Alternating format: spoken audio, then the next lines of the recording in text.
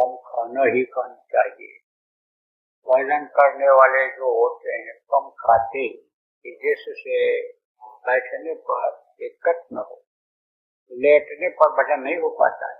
मजबूरी में लेट करके ध्यान लगा लो, लेट करके कान में उंगली लगा लो, लेकिन लेटने का मतलब क्या होता है?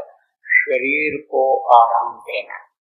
तो आराम में वजन नहीं होता है, थोड़ा सा त्याग करना पड़ता है, बैठना पड़ता है।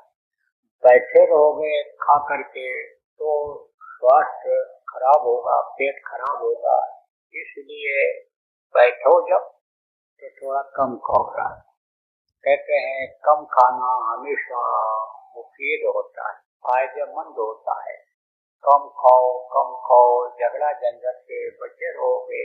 ये बात जो है वो प्रचलन में है, बहुत दिनों से है। बुजुर्ग लोग इसकी शिक्षा देते।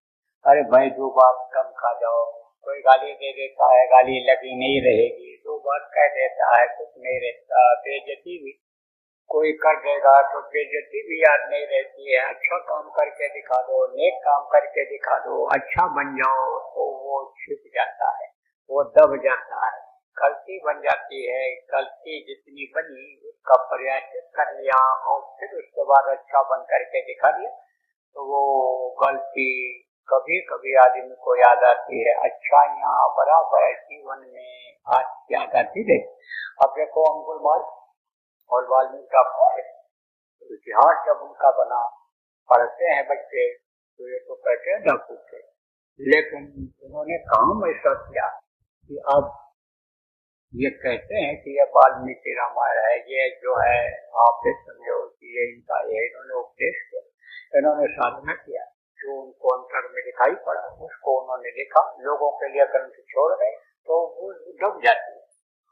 ये जो इतिहास में पढ़ते हैं तब मालूम पड़ता है कि डाकू थे, वाल्मीकि डाकू थे, अंकुशवाल डाकू थे, और समझो कि इस तरह से पता चलता। नहीं तो उनकी अच्छाइयाँ ही नजर आती हैं। समझो तो भगवान का इतिहास बना तो आके समझो प्रेम यानी जो उन्होंने उपदेश किया था उनका इतिहास बना। अच्छे काम करने वालों का इतिहास बन जाता है। तो आपको समझना चाहिए कि खा भी और पहन भी, लेकिन पहनावा बहुत अच्छा हो और आदमी का उठने बैठने का तौर तरीका बोली बानी सही न हो तो उसकी कीमत उतनी नहीं होती। एक बात तो पर्सनालिटी का असर पड़ता है, बहुत बढ़िया सुंदर सुडौल शरीर बना लिया, लेकिन बोलना चालना व्यवहार अगर नहीं सीख पाए, अगर चाल चलन सही नहीं रहा तो उसकी कीमत रहेगी? कोई कीमत नहीं रहेगी। कोई फटा पुराना पहने हो, कोई बहुत साधारण गाढ़ा खट्टर पहने हो, उसको लोग कम पहनते हैं आजकल। अब तो रिफाइंड खट्टर से चल गए, गाढ़ा तो लगभग कपड़ा कट नहीं हो रहा है। तो आप ये समझो कि वो भी वही पहने, लेकिन उसका बोल चाल, और अगर कहीं भजनानंदी है तो भजन करने से शरीर में तेज आ जाता है, ऊर्जा आ जाती है। अगर भजनानंदी खड़ा हो गया, दो बात बोल दिया, एक बात बोल दिया तो उससे लोग प्रभावित हो जाते हैं। कपड़ा भी पहना, लेकिन एक आदमी 10-10 कोट 20-20 कोट खरीद डालते हैं। पैसा जब ज्यादा हो जाता है, गर्मी हो जाती है जेब में, तब अब वो किस काम का दीमक लग गई, चूहे काट दिए, गंदा हो गया तो मन उधर लगा हुआ, भजन हो पाएगा, इससे भक्ति हो पाएगी? तो देख लिया चलते समय कहीं मान लो प्रचार में ही जाते और कोई कपड़ा आपका नजर पड़ गई, अरे ये क्या हो गया, आप ये समझो ये तो कट गया, चूहे ने काट दिया, ये तो दीमक से को लग गई, ये तो कीड़े ने काट दिया, हम मन उधर चला गया। अब आप ये समझो कि अगर छोड़ कर चले गए तो भी मन उसी में लगा रहे। प्रचार प्रसार के टाइम पर भी भजन ध्यान तो साप्ताहिक होता है, उसमें भी जाए तो मन उधर चला जाएगा। जाने के बाद अभी चलेंगे और उसको रफू कराएंगे, धुलवाएंगे और उसमें जो है गोली रखेंगे फिनाइल की, अब कीड़ा न लगे। तो ये सब क्या है? ये सब है झंझट। यही है माया का दाना बाना। यही है कि एक एक टुकड़ा डाल देती है माया और उसी में इसे पीछे पीछे दौड़ाती रहती है। जैसे कुत्ते को एक टुकड़ा गुड़ डाल दो, चले जाओ डाल करके, पीछे पीछे चला जाएगा, फिर एक टुकड़ा डाल दो, फिर खा लेगा, पीछे पीछे चला जाएगा, जितना चाहो घुमाओ। अपना घर भी भूल जाता है उसमें, क्या देखता है, हाथ को देखता जाता है कि हाथ में क्या है, ऐसे है कि नहीं है थोड़ा है।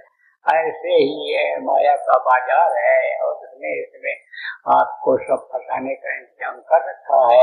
इसलिए इससे रहो, इसी में निकल नहीं सकते हो, लेकिन होशियार रहो।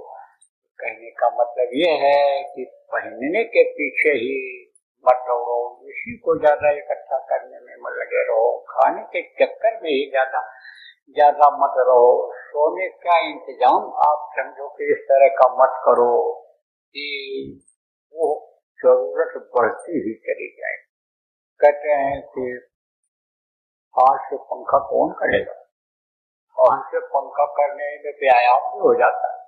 हाथ से पंखा अगर झलते रहो तो हाथ से फिर कसरत नहीं करना पड़ेगा, फिर जो है एक ऑपरेशन नहीं कराना पड़ेगा। आप फिर समझो प्रेमियों कि पहले के समय में इतनी साधन सुविधा नहीं थी जितनी अब हो गई।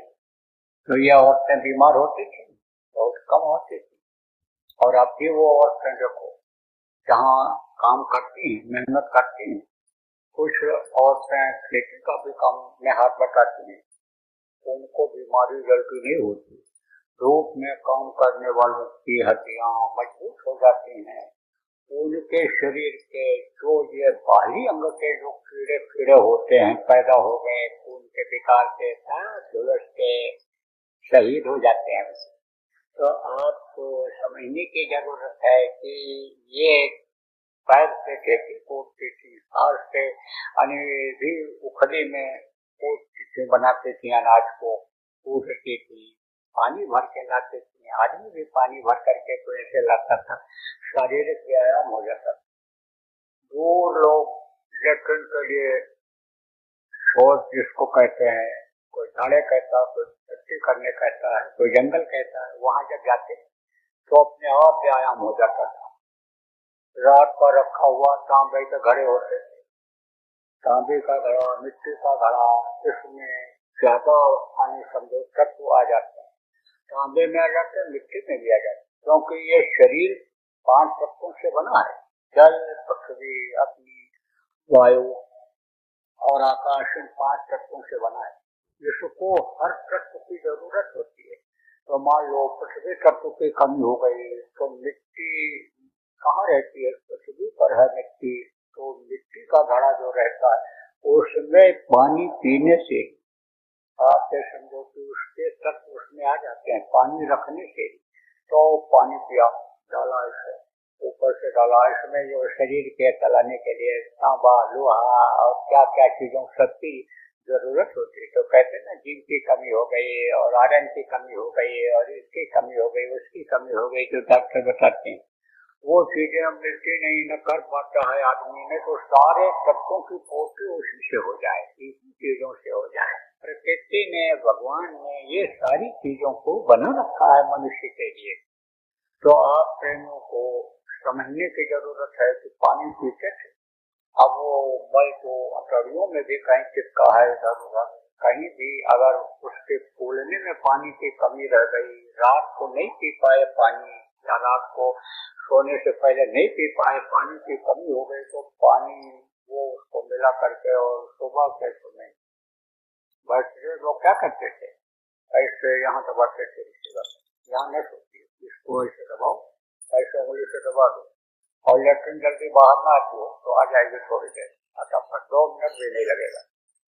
दांतों को नीचे ऊपर दबा करके बैठो और जब मल बाहर हो जाए तब खोलो, तो दांत उससे मजबूत होते हैं। तो ये सब जब लोग करते थे तो निरोगी काया रहती, और निरोगी काया जब रहती है तभी आदमी कोई भी काम कर सकता है।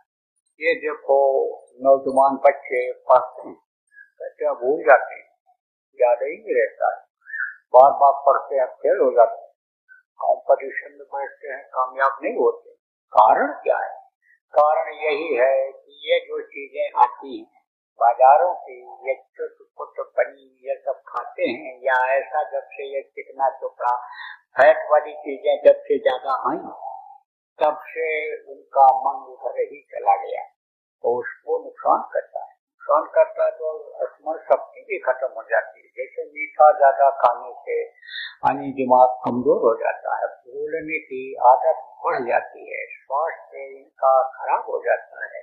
तो आपको कहने का मतलब यह है कि जो नौजवान हो, बच्चे हो, आप तो आदमी जिस चीज को नहीं बनाता है प्रकृति बनाती है, उस चीज का इस्तेमाल आप करो। या जो ऐसी चीजें हैं कि जो आदमी उसको अपनी तरफ से बनाया, मोटे तौर से बता दो,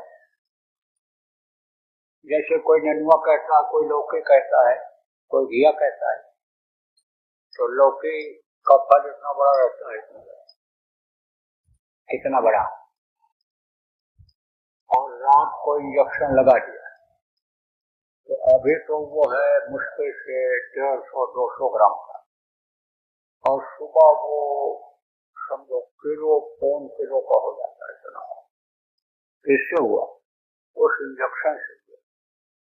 अब वो जो इंजेक्शन अंदर गया उसको बढ़ाया, उसको खाया, या जो कीड़े लगे हुए उन कीड़ों के ऊपर जहरीली दवा डाला पत्तों के ऊपर, और फल उसमें लगा है, तो असर आएगा कि नहीं आएगा? तो नुकसान करेगा कि नहीं करेगा? अब तो पहले लोग कैसे करते थे, उपज तो कम होती थी, पैदावार तो कम होती थी, लेकिन वो चीजें शुद्ध मिलती थी। पत्ते पर कीड़े आते थे, उनका काम क्या है? पत्तों को खाना। कुछ कीड़े ऐसे होते हैं, छोटे कीड़ों को बड़े कीड़े खाते हैं, वो भी उसी पर जाते हैं, तो उनको उसका शिकार उसी पर ले जाता है। तो वो तभी थे तो लोग क्या डालते थे? गोबर डाल देते थे, गऊ का, बैल का, आप समझो राख डाल देते थे। ये जो नीम की पत्तियां हैं इसको सड़ा करके, जला करके, किसी भी तरह से नीम का गुण खत्म नहीं होता है, नीम को सड़ा दो, नीम की पत्ती भी काम में आती है, सड़ा दो उसको, आप समझो जला दो, उसके छाल को, पेड़ की शाखाओं को, उसके बीज को सड़ा दो, जला दो, कैसे भी, तो उसके तत्व खत्म नहीं होते, तो वो उस पर डाल देते थे तो कीड़े हट जाते, गंध से ही कीड़े नहीं आते थे। तो अब आप समझो ये जो शुद्ध चीजें, आप किसान हो तो आपको बताता हूँ, इसको पैदा करने की कोशिश करो जो प्रकृति देती है। प्रकृति का मतलब क्या होता है? ये हवा पानी कौन देता है? ये प्रकृति देती है। ये जिसको भगवान कहते हो, जिसको पवन देवता कहते हो, जिसको मेघराज कहते हो, वो देते हैं। इस चीज को धरती माँ ये देती है, तो वो चीज अगर खाओ तो उससे ज्यादा फायदा है। देखो आपका ये आश्रम है, आप सब लोगों का है, किसके नाम से? गुरु महाराज के नाम से, बाबा जय गुरुदेव जी महाराज के नाम से है। ये यहाँ पर ऐसी व्यवस्था है कि जब चाहो रात को 12 बजे 1 बजे कोई मेहमान आ जाए और वो कहे हमको इस चीज की सब्जी खानी है, तो चले जाओ, यहाँ प्रेमी सब लगाए। इधर एक छोटा सा बगीचा टाइप का है, वहाँ हर तरह के फल के पेड़ लगा रखे हैं, गन्ना लगा हुआ है, आपका बैगन भी लग जाता है, वहाँ लगा देते हैं। फिर समय के सारे यानी साग सब्जी वहाँ पर लगा रखे गए, मिल जाएगा। अभी बंद हो जाए, नमक ले आओ रख लो, और ये बंद हो जाए, कोई सामान 2 महीना नहीं मिलेगा, 3 महीना नहीं मिलेगा। तो यहाँ साग से जैसे अभी खाते हो ऐसे तब भी खाते रहो, सब चीज गुरु महाराज की दया से ऐसा हो गया। तो अब आप ये समझो कि ऐसी व्यवस्थाएं अगर सब जगह बन जाएंगे, भविष्य में बन जाएंगे, उसमें ऐसी व्यवस्थाएं हो जाएंगी सब जगह, आत्मनिर्भर बन जाएंगे लोग। जैसे आप इस समय वैज्ञानिक दृष्टिकोण से आत्मनिर्भर बन रहा है देश, सारे देश इस होड़ में लगे हुए हैं आत्मनिर्भर बनने के। ऐसे यानी समझो कुदरती विज्ञान, प्राकृतिक विज्ञान के द्वारा आगे ऐसा समय आ जाएगा। तो आपको मैं बता रहा था कि खाओ लेकिन हिसाब से खाओ, कि खाने के चक्कर में ही न रहो। इस हिसाब से खाओ कि पेट भर लें, शरीर हमारा चलता है। इस हिसाब से पहनो कि ठंडी भी न लगे, गर्मी भी आपको ज्यादा असर न करे। ठंडी में क्या होता है, मोटा कपड़ा पहनते हैं, ऊनी कपड़ा पहन लेते हैं।